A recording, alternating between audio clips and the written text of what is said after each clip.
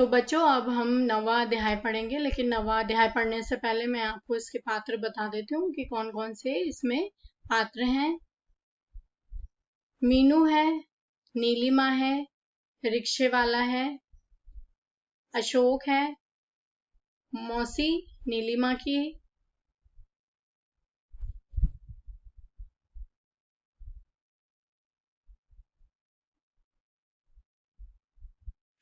मीनू के माता पिता, नीलिमा की माँ, नीलिमा का नौकर, दूल्हा, सुरेंद्र, छोटे बच्चे, शहर की कई औरतें। तो ये अध्याय 9 के ये पात्र हैं। ठीक है, अब हम अध्याय पढ़ेंगे।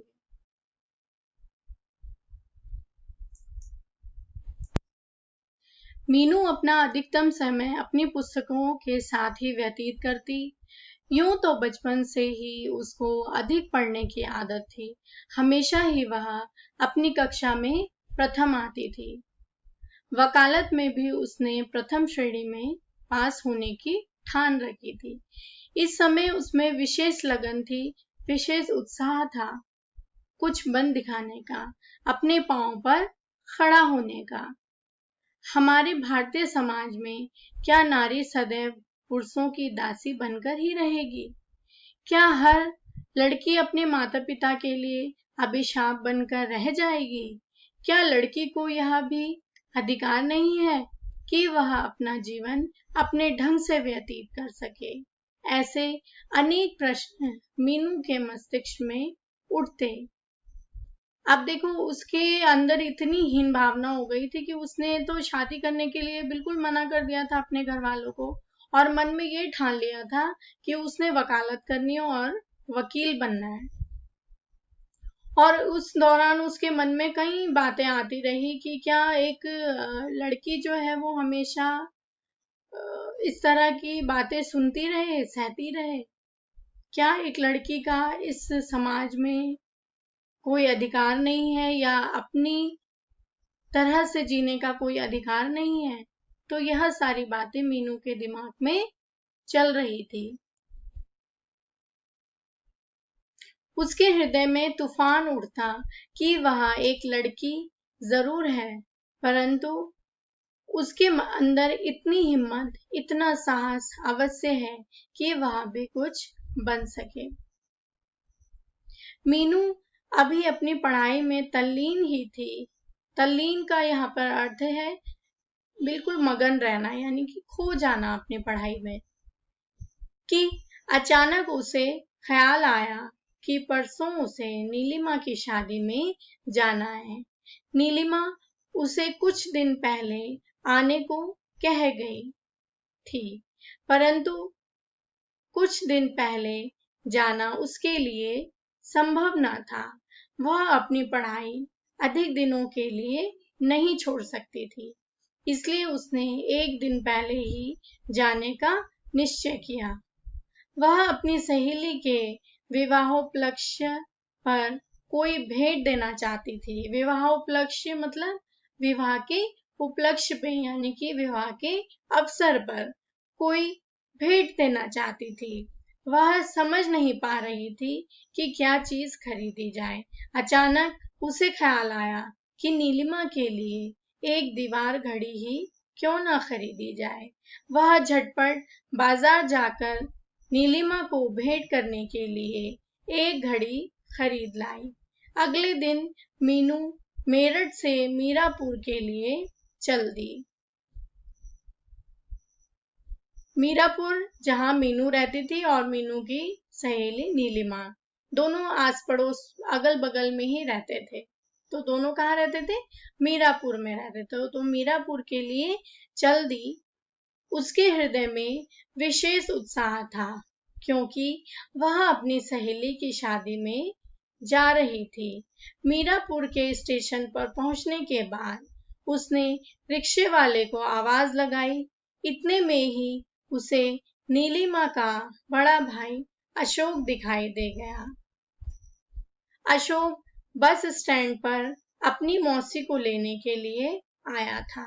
मौसी तो किसी कारणवश उस बस से नहीं आ पाई थी, मीनू ने अपना सामान रिक्शा में रखना शुरू किया, परंतु अशोक के कहने पर उसने अपना सामान उसकी कार में रख दिया। रास्ते भर अशोक मीनू से अनेक प्रकार के प्रश्न करता रहा। मीनू बहुत साधारण ढंग से उन सभी प्रश्नों के उत्तर देती रही। अशोक की बातों में मीनू के प्रति विशेष स्नेह झलक रहा था, परंतु मीनू ने कोई प्रतिक्रिया नहीं दिखाई। तभी ब्रेक लगा और कार भी झटके के साथ मीनू के घर के सामने रुकी। सामने बैठक में बैठे पिताजी मीनू का इंतजार कर रहे थे। मीनू की आवाज सुनकर उसकी माँ भी रसोई घर से बाहर आ गई। आशा और रोहित भी अपने अपने कमरों से बाहर निकलकर मीनू से आकर लिपट गए। तभी आशा ने मीनू से पूछना शुरू किया, दीदी तुम हमारे लिए क्या लाए हो?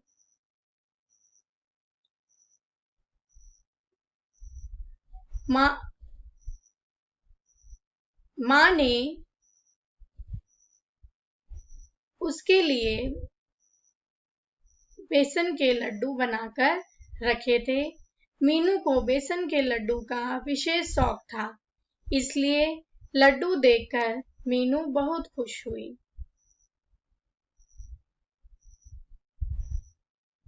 अभी उसने चाय पी ही थी कि नीलिमा ने अपने नौकर को उसे बुलाने के लिए भेज दिया। मीनू का मन था कि वह उड़कर नीलिमा के पास पहुंच जाती। अपने पिताजी तथा माँ की आज्ञा लेकर वह नीलिमा के घर पहुंच गई।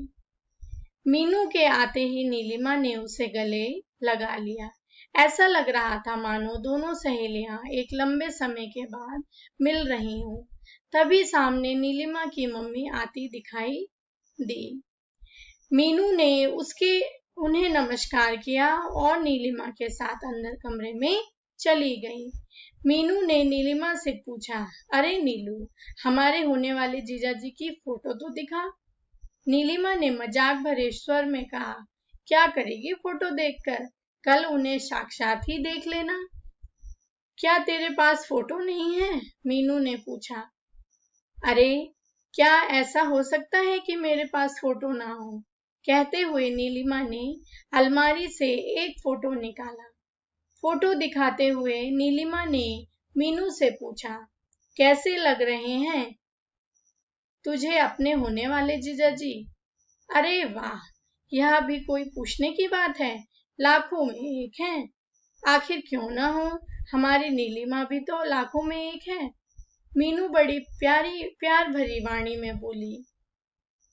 तभी नीलिमा की माताजी ने कमरे में प्रवेश किया। उन्होंने नीलिमा से कहा, नीलू बेटे, मीनू को अपना सब सामान दिखा दो शादी का। अच्छा मम्मी, कहकर नीलिमा ने पास में रखा सूटकेस खोला। एक एक करके उसने सारी साड़ियां व कपड़े मीनू को दिखाए। मीनू हर साड़ी की प्रशंसा करती रही। रात्रि के 9 बज चुके थे। मीनू को आभास हो आया कि वह अपने माता पिता से कुछ देर भी बातें नहीं कर सकी। तभी उसने अपने घर जाने की इच्छा प्रकट की, परंतु नीलिमा ने उसे आग्रहपूर्वक कहा। यहाँ पर आग्रहपूर्वक का मतलब है उसने उसको जबरदस्ती बोला कि तुम यहाँ पर रुक जाओ और मीनू तुम खाना खाए बिना नहीं जाओगी।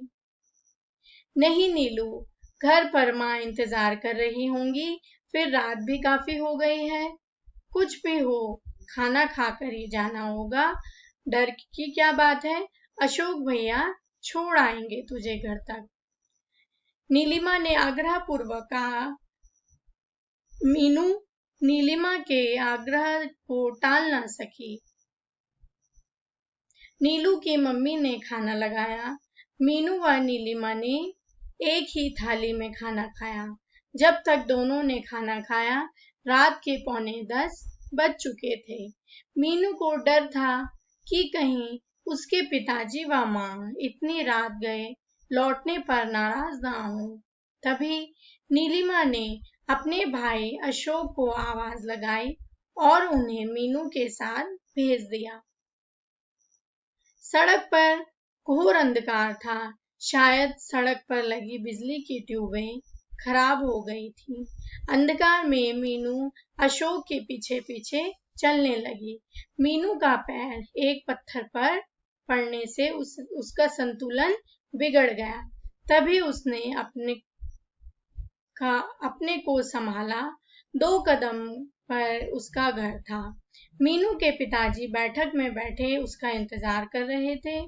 मीनू व अशोक को देखकर पिताजी ने अपने हाथ की किताब मेज पर रख दी। उन्होंने अशोक को बैठने के लिए कहा, परंतु रात हो जाने के कारण उसने बैठने से इनकार कर दिया। मीनू सीधे अपनी माँ के कमरे में चली गई। माँ उसका इंतजार करके अभी अभी बिस्तर पर लेटी थी। मीनू भी माँ के पास पड़े पलंग पर जाकर लेट गई। मीनू और माँ बहुत देर तक पड़े पड़े बातें करती रही। ना जाने मीनू को कब नींद आ गई। फिर सुबह 6 बजे ही उसकी आंख खुली। जैसे ही मीनू की नींद टूटी और उसने करवट बदली, तभी माँ ने एक प्याली गरम गरम चाय लाकर मीनू के हाथ में थमा दी। कितनी सुखद अनुभूति हुई मीनू को। हॉस्टल में तो सुबह सुबह अपने आप ही चाय बनाकर पीनी पड़ती है, और फिर माँ के प्यार की तो बात ही कुछ और है। सच में माँ के प्यार की बात ही कुछ और है। निस्वार्थ निश्चल प्रेम होता है माँ का। निस्वार्थ, बिना किसी स्वार्थ के माँ प्रेम करती है, बिना किसी निश्चल के, बिना किसी छल के, बिना किसी छलावे के एक माँ अपने बच्चे को प्यार करती है। तभी उसे माँ का स्वर सुनाई दिया, मीनू बेटे, आज नाश्ते में क्या खाओगी? माँ, आज सूजी का हलवा बना लो, बहुत दिन हो गए खाए हुए। मीनू ने माँ की बात का उत्तर दिया। जितने समय में मीनू नहा धोकर निवृत्त हुई, उतने में ही माँ ने सूजी का हलवा तैयार कर दिया। मीनू हलवा खाती गई और माँ के हाथ के बने हलवे की प्रशंसा करती रही। आज नीलिमा की बारात आने वाली थी। मीनू के हृदय में भी विशेष उत्साह था। आज उसकी सहेली की बारात आ रही थी। तभी अचानक उसके हृदय में पीड़ा का एक तार झंझना उठा। उसे अनुभूति हो आई कि काश वह भी नीलिमा की तरह सुंदर होती। इसी विचारधारा में तल्लीन मीनू के कान में एक स्वर सुनाई दिया। तल्लीन का अर्थ यहाँ पर हुआ कि वो खो गई थी, मग्न हो गई थी इसी विचारधारा में कि मीनू कितनी सुंदर है। मीनू नीलिमा तुम्हारा इंतजार कर रही है, तुम्हें बुलाया है। मीनू ने गर्दन उठाकर देखा तो सामने नीलिमा का भाई अशोक खड़ा था। तभी मीनू ने अशोक को बैठने के लिए कहा, परंतु घर में बारात आने वाली थी, इसलिए उस समय बैठना उसके लिए संभव न था। नीलिमा के घर जाने के लिए मीनू ने अपना हरे रंग का सलवार सूट पहना। तभी माँ रसोई से बाहर निकली। मीनू को सलवार सूट पहने देखकर बोली, बेटी, आज तो साड़ी पहन लेती। मीनू ने शीशे में अपना चेहरा निहारते हुए कहा, माँ, शाम तक साड़ी संभालना बहुत मुश्किल होगा। रात को बारात के समय साड़ी पहन लूंगी। शीशे के सामने खड़ी होकर मीनू ने सुंदर ढंग से अपने केश संवारे। इससे उसका रूप और सलोना हो उठा। गेहुआ रंग होने पर भी उसके तीखे नाक नक्श उसकी सुंदरता में चार चांद लगा रहे थे, परंतु मीनू के हृदय में जो हीन भावना घर कर गई थी, उसके कारण वह कभी अपने को सुंदर समझ ही न सकी। मीनू ने दर्पण के सामने खड़े होकर अपने को हर ओर से देखा। उसे आभास हुआ कि वह बदसूरत तो नहीं है। सुबह के 9 बज चुके थे। मीनू ने दर्पण के सामने से हटकर माँ से नीलिमा के घर जाने की आज्ञा ली। माँ मीनू को छोड़ने बाहर तक गई। सजी संवरी मीनू का रूप माँ को भी अच्छा लग रहा था। नीलिमा के घर पहुंचने पर उसने देखा कि घर में काफी मेहमान आ चुके थे। बहुत चहल पहल थी। छोटे बच्चों का शोर व बड़ों के बोलने की आवाजें सभी से घर गूंज रहा था। मीनू तो सीधे नीलिमा के कमरे में पहुंच गई।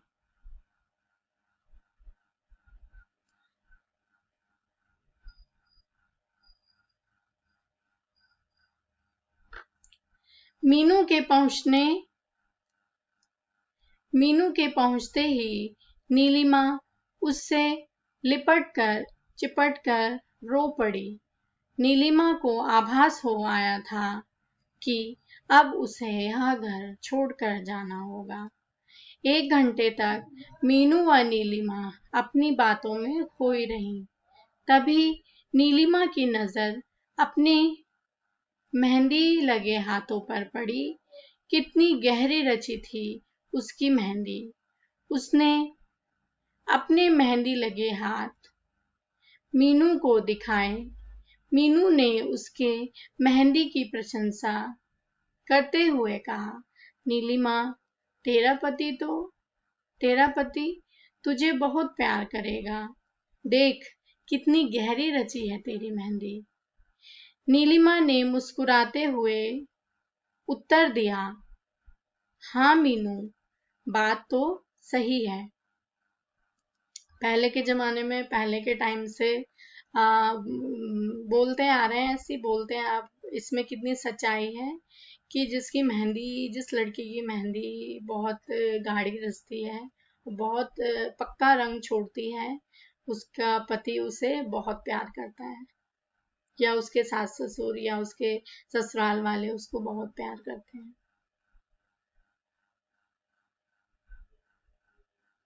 देख कितनी गहरी रची है तेरी मेहंदी। नीलिमा ने मुस्कुराते हुए उत्तर दिया, हाँ मीनू, बात तो सही है। इतना कहकर दोनों खिलखिलाकर हंस पड़ी। तभी अचानक मीनू को ख्याल आया कि नीलिमा को देने वाला उपहार तो वह घर ही छोड़ आई है। यह ध्यान आते ही मीनू झटपट खड़ी हो गई और नीलिमा से यह कहकर कि मैं अभी आ रही हूँ, बाहर चली गई। जब मीनू ने कुछ समय बाद नीलिमा के कमरे में प्रवेश किया तो उसके हाथ में उपहार था। उसने नीलिमा के हाथ में उपहार थमाते हुए उसे अपनी शुभकामनाएं दी। नीलिमा ने झटपट उस बंद पैकेट को खोलकर देखा। उसमें बहुत सुंदर दीवार घड़ी थी। उसे देखकर नीलिमा उसकी प्रशंसा किए बिना न रह सकी। तभी मीनू ने मजाक भरे स्वर में कहा, नीलू, तू जानती है मैंने यह घड़ी ही क्यों दी है? यह घड़ी इसलिए दी है कि तू सुबह समय से उठ सके। यह सुनकर नीलू हंस पड़ी। उन दोनों की हंसी सभी वातावरण में गूंज रही थी।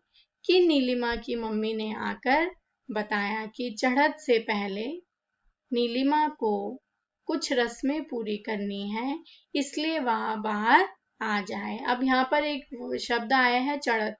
चढ़त का मतलब यहाँ पर हुआ कि डोली चढ़ने से पहले, यानी कि विदा होने से पहले नीलिमा को कुछ रस्में पूरी करनी थी।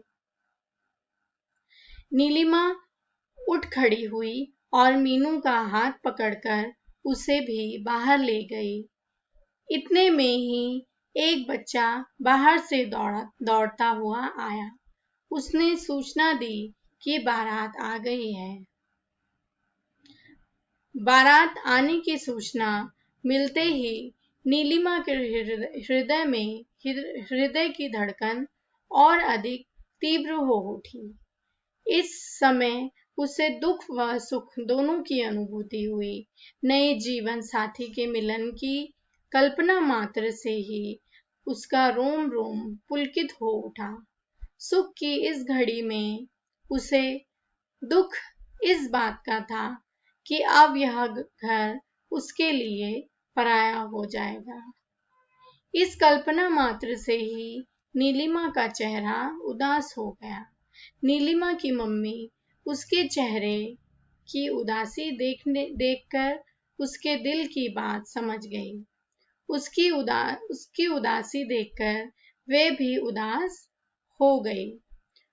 उनकी आंखें बोझिल हो गई और आंसू टपक पड़े। परंतु यह रोने का समय नहीं था। उन्होंने अपने ऊपर नियंत्रण किया और नीलिमा को आगे की रस्मों के लिए तैयार किया। सारी रस्में पूरी होने तक शाम हो चुकी थी। बारात घर तक आने में 2 घंटे रह गए थे। मीनू ने नीलिमा से घर जाने की इजाजत ली। उसे भी घर से तैयार होकर आना था। नीलू भी तैयार होने के लिए अपने ऊपर वाले कमरे में चली गई। मीनू ने घर आकर शीघ्र यानी जल्दी से जल्दी अपने कपड़े बदले। उसने गुलाबी रंग की सुनहरे काम की साड़ी पहनी। चेहरे का हल्का सा मेकअप करने के बाद उसने एक छोटी सी बिंदी अपने माथे पर लगाई। अपने केश खोलकर उसने एक जूड़ा बनाया जिसने उसके चेहरे की सुंदरता में 4 चांद लगा दिए। गुलाबी रंग की साड़ी में सजी संवरी मीनू बहुत सुंदर लग रही थी। दर्पण में उसने अपने सलोने चेहरे को निहारा और फिर माँ के पास जाकर बोली, माँ देखो, यह गुलाबी रंग की साड़ी ठीक लग रही है ना? माँ ने उसे ऊपर से नीचे तक देखते हुए कहा, हाँ बेटी, बहुत सुंदर लग रही हो तुम इस साड़ी में। सुंदर सुंदर शब्द सुनकर उसका हृदय प्रसन्नता से झूम उठा। वह गुनगुनाती हुई नीलिमा के घर की ओर चल दी। ऊपर के कमरे में नीलिमा को सजाया जा रहा था। मीनू भी ऊपर के कमरे में नीलिमा के पास पहुंच गई।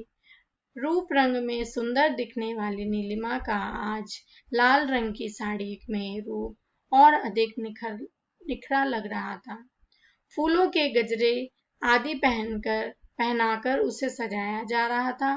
नीलिमा की और सभी सहेलियां भी वहीं पास बैठी थीं।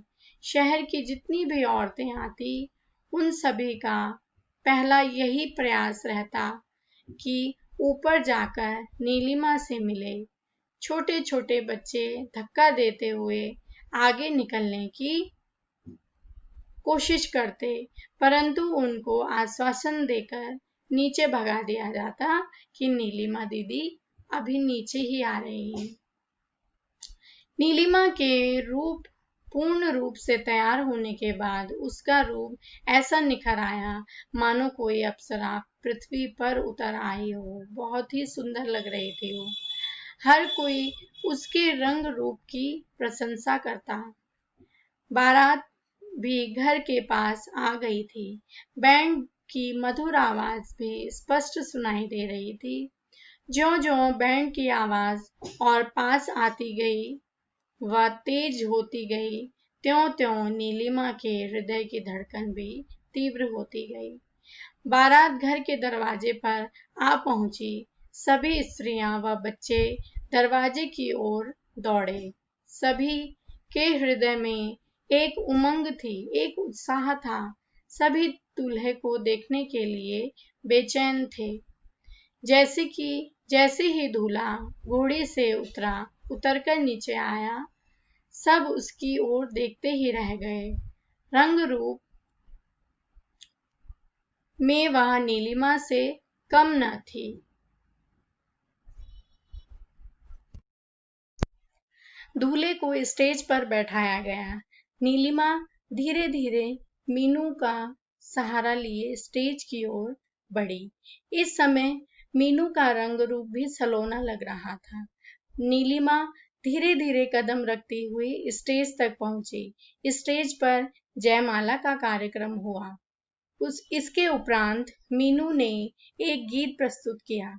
उसकी मधुर आवाज ने सबका मन मोह लिया। हर कोई ताली बजाकर उसकी प्रशंसा कर रहा था। तभी बारात में आए एक नवयुवक ने उसकी आवाज की प्रशंसा करते हुए कहा, आपकी आवाज बहुत मधुर है। क्या सुंदर गीत गाया है आपने। मीनू ने जैसे ही सिर उठाकर ऊपर की ओर देखा तो वह आश्चर्यचकित हो उठी। अरे, यह तो वही लड़का अमित है जो मेरठ से उसे देखने आया था। उसके मुंह से अपनी प्रशंसा सुनने पर उसके हृदय में कोई प्रसन्नता की अनुभूति नहीं हुई, वरन उसका हृदय पीड़ा से अकुला उठा। उसके हृदय में द्वेष भावना उत्पन्न हुई उन अमानवीय लोगों के लिए जिन्होंने पैसे के लिए उसका दिल तोड़ा था और उसकी भावनाओं को ठेस पहुंचाई थी। अब जब उसने अचानक से देखा कि अमित उसको दिखा अचानक से, तो लेकिन उसके दिमाग में तो यही बात थी सारी कि जब उन्होंने पत्र लिखा था तो पत्र भेज मतलब जब उन्होंने पत्र भेजा तो उसमें रिश्ता उन्होंने तोड़ दिया था। तो वही दिमाग में उसकी सारी बातें थी कि जब उनको ये पता चला, वास्तविकता पता चली रिश्ता तोड़ने की, मना करने की, कि उन्होंने पैसे के लिए रिश्ता तोड़ा है, तो उन्हें बहुत ही दुख हुआ। और वही हृदय में उसके क्या थी, पीड़ा थी और उसके प्रति द्वेष भावना थी। मतलब मन में उसको उसके प्रति गुस्सा था कि इस तरह से उन्होंने हमारे साथ व्यवहार किया।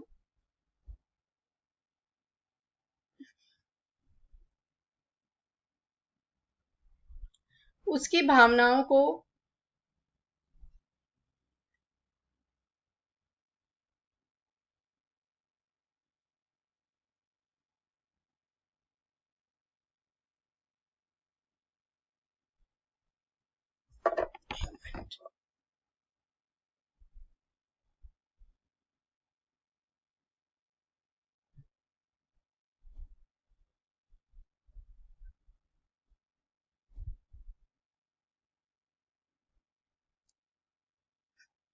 भावनाओं को ठेस पहुंचाई थी। मीनू ने अमित से कोई बात नहीं की और चुपचाप अंदर चली गई। अमित को देखकर ना जाने क्यों उसकी अतीत की स्मृतियां ताजा हो उठी। उसके हृदय में वह पीड़ा उमड़ आई जिसे वह अब तक दबाए हुए थी। अब जैसे ही उसने जब अमित को देखा वैसे ही उसकी जो अतीत की स्मृतियां थी वो ताजा हो गई। अब जैसे होता है ना, कभी कोई हमारे साथ गलत व्यवहार करता है और कभी अचानक से वो हमें दिख जाता है, तो हमारा जो गुस्सा होता है उसके मन में कि उसने हमारे लिए इस तरह से बात कही थी, तो वो एकदम से ताजा हो जाता है। एकदम से हमें वो सारी बातें अपने सामने याद आने लग जाती। मीनू के इस व्यवहार से अमित को आभास हुआ कि मीनू उससे नाराज है। नाराज भी क्यों ना हो, उसके माता पिता ने मीनू के साथ अच्छा नहीं किया था। फिर भी अमित का दिल हुआ कि मीनू से कुछ क्षण के लिए बातें कर सकता। मीनू का वहां एक पल भी दिल नहीं लगा। वह बिना खाना खाए ही वापस अपने घर आ गई। घर पहुंचने पर माँ ने जब उसका उदास चेहरा देखा तो उन्हें लगा कि मीनू के साथ कोई बात अवश्य हुई है।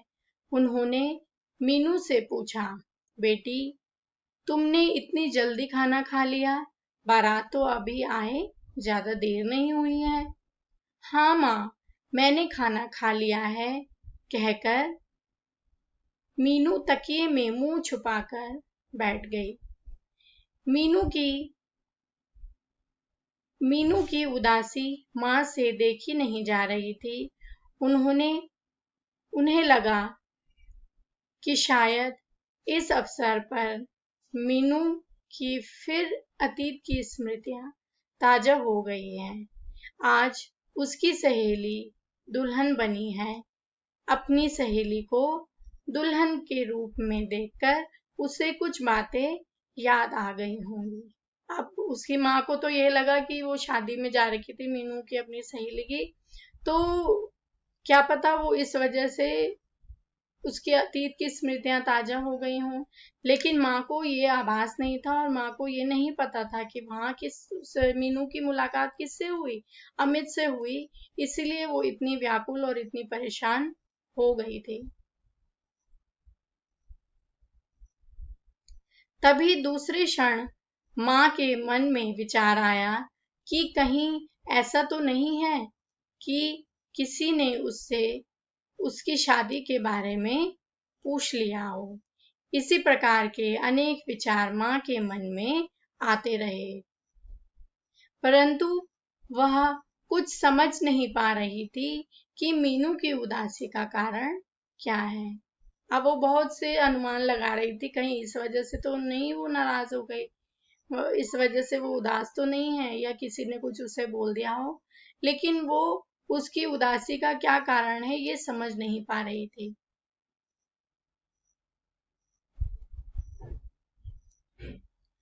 मीनू भी तकिए में मुंह छिपाए अमित के बारे में सोचती रही। उस अमित के बारे में जो उस दिन जब से देखने आया था, कितने प्यार से बातें कर रहा था। उसकी बातों से बिल्कुल स्पष्ट था कि मीनू उसे पसंद है। पर उसे क्या हुआ? सिर्फ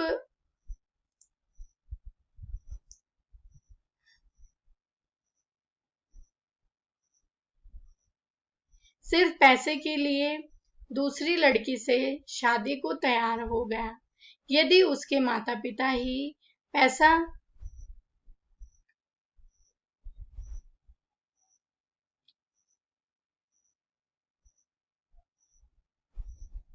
लेने के पक्ष में थे, तो क्या उसके अंदर इतनी हिम्मत भी नहीं थी कि वह उनका विरोध कर सकता? यदि उन्हें पैसे वाले घर में ही रिश्ता करना था, तो आशा के रिश्ते के लिए उन्होंने क्यों लिखा था? ये सब प्रश्न मीनू के मस्तिष्क में बार बार आते, परंतु इन सब प्रश्नों का उसके पास कोई उत्तर नहीं था। कुछ देर तक जब नीलिमा को मीनू नहीं दिखाई दी, तो उसने अपने भैया से पूछा, भैया, मीनू कहाँ है, कहाँ गई है? बहुत देर से दिखाई नहीं दी। अशोक ने उत्तर दिया, पता नहीं, अंदर बैठी होगी। मैं तो बाहर काम में व्यस्त हूँ, इसलिए मुझे नहीं पता। जब नीलिमा अंदर गई, तब भी उसे मीनू नहीं दिखाई दी। अचानक बिना कहे मीनू के चले जाने से की बात उसकी समझ में नहीं आ रही थी। प्रातःकाल विदा के समय नीलिमा की निगाहें मीनू का इंतजार कर रही थी। मीनू आधी रात्रि तक सो नहीं पाई थी, इसलिए सुबह समय से उठ न सकी। जैसे ही मीनू की आंखें खुली, उसने घड़ी की ओर दृष्टि डाली। घड़ी में 7 बज चुके थे। विदा का समय हो चुका था। वह शीघ्र अतिशीघ्र हाथ मुंह धोकर तैयार हुई और नीलिमा के घर पहुंच गई। जैसे ही मीनू नीलिमा के घर पहुंची, नीलिमा की विदाई होने जा रही थी। मीनू को देखकर नीलिमा उससे लिपटकर रो पड़ी। विदाई की इस घड़ी में मीनू के नेत्रों से भी जल उमड़ पड़ा। नीलिमा की विदाई के बाद वह शीघ्र अपने घर आ गई। घर आकर उसने अपना सारा सामान बांधा और मेरठ चलने के लिए तैयार हो गई। माँ ने बहुत कोशिश की कि एक दिन और रुक जाती तो अच्छा होता, परंतु मीनू अपनी पढ़ाई एक दिन के लिए भी नहीं छोड़ सकती थी। शादी में आना तो मजबूरी थी। अब यहाँ पर हमारा 9वां अध्याय भी कंप्लीट हो गया है। अब मैं आपको 10वां अध्याय पढ़ाऊंगी।